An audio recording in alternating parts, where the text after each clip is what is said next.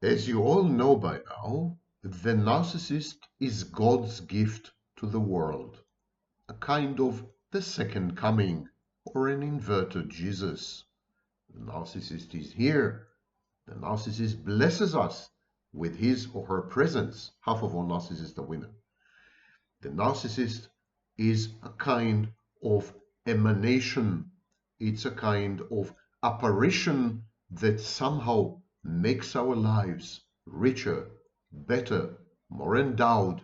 The narcissist bestows himself upon us, and we should be grateful for it. We are having the unique experience, this idiosyncratic event of the narcissist manifestation in our lives. My name is Sam Vaknin, and I am the author of Malignant Self-Love, Narcissism Revisited, and I am a gifted professor of psychology. I think. So here's a narcissist.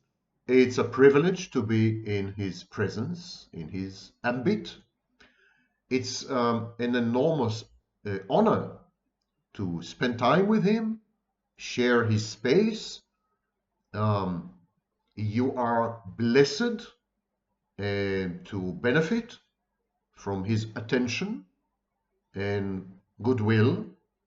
The narcissist is a scarce and rare resource, and your ability to interact with a narcissist, especially on a regular basis, is something you should cherish, something you should elevate in your own mind. It's the best thing that has ever happened to you. And so, in the narcissist's mind, because he is such a cosmically significant figure, because he is the fount and source of benevolence and redemption and absolution and everything that's good and everything that's benign and everything that's commendable.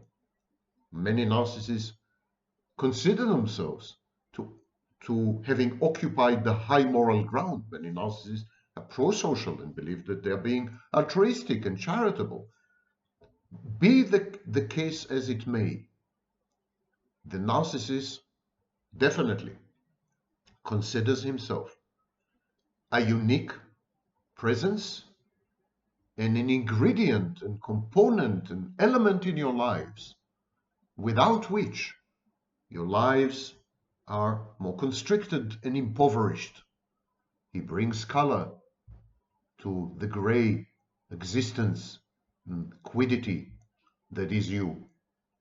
And so the narcissist feels entitled.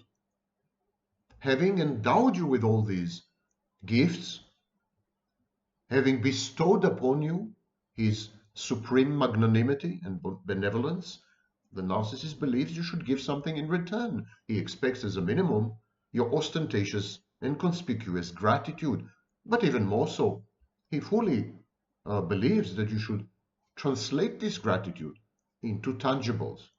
The narcissist thinks that he is entitled to concessionary special treatment. You must adapt to him. He must never adapt to you. There is an issue here of control. Entitlement is a form of control.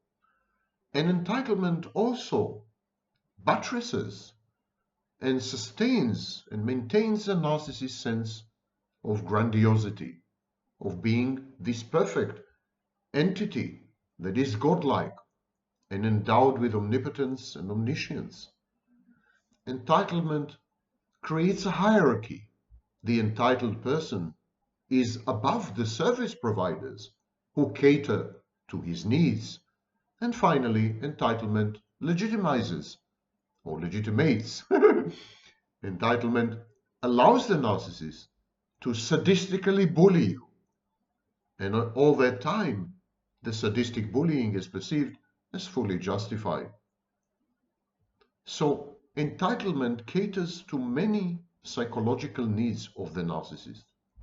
Entitlement fits into, plugs into other behaviors.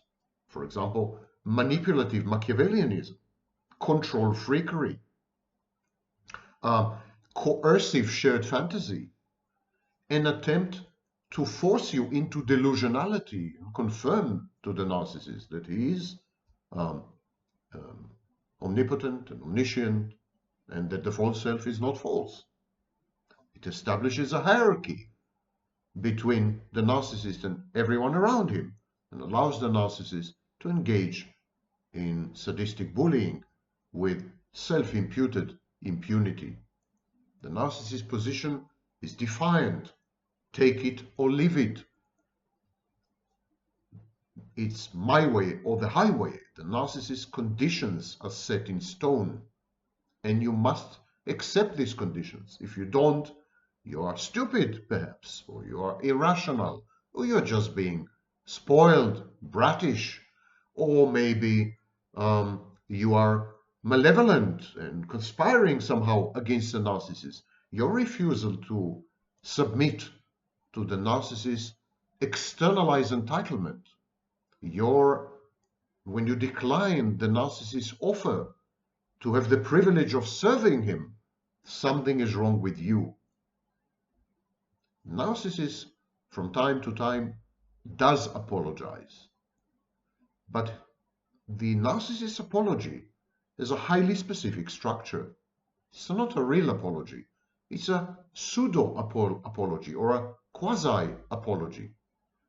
The apology is framed in a way and couched in terms that actually render the narcissist absolved of any guilt or recrimination. The apology is tentative, it's contingent, it's conditional. The first part establishes the conditions upon which the pseudo-apology may one day be converted into a real apology, which is never. The second part of the apology contains a long litany of grievances and excuses. I may have misbehaved, and I'm offering you a kind of contingent or conditional apology, but you should know that I've been fully justified in misbehaving, that my misconduct rests on firm moral foundations, that there are many reasons why I misbehaved the way I did.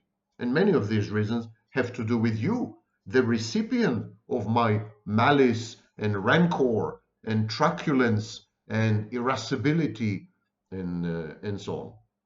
This atrabilious background of the narcissist's rage and envy and seething toxicity is fully justified in the narcissist's mind. So the narcissist might say, for example, I behaved the way I did because I'm in the throes of a life crisis. You don't know how bad things are for me. And that justifies my misconduct. I abuse you, I torture you, I mistreat you because I'm going through a difficult patch, because I'm having a difficult period. The narcissist's mind, this is completely reasonable. It's a syllogism that rests on firm foundations. Nothing wrong with this argument as far as he is concerned. And finally, the last part, because everything in the narcissist world is divided in three.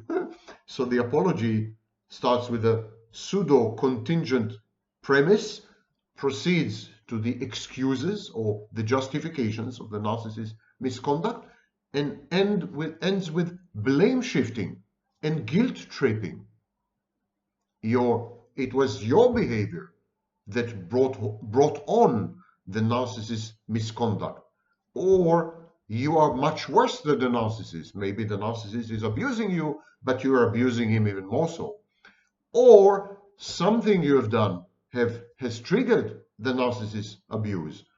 Or the very fact that you're demanding an apology, the very fact that you're expecting one, casts you as someone who is not kind, not empathic, not compassionate, not nice, and so on and so forth.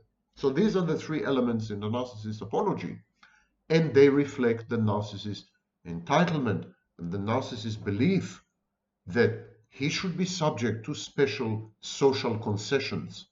For example, he should never really apologize because he never does anything wrong. in his own eyes. And when he does, when he engages in misdeeds, when he egregiously misbehaves, then it's not his fault somehow.